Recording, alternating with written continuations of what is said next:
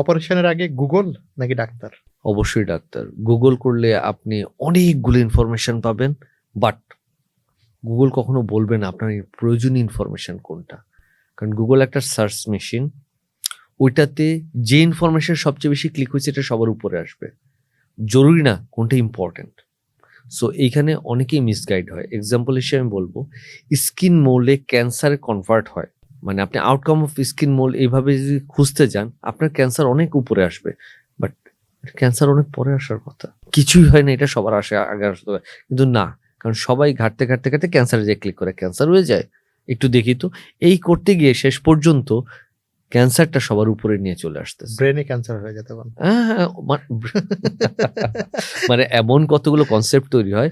এই জন্য উচিত যে আপনি জানেন ওখানে যেটাতে ক্লিক করছে সবচেয়ে বেশি ওটাতে আপনাকে দেখাবে।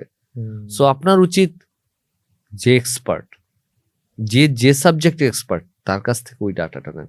আপনি তো অঙ্ক শেখার জন্য ইংলিশ টিচারের কাছে যান না,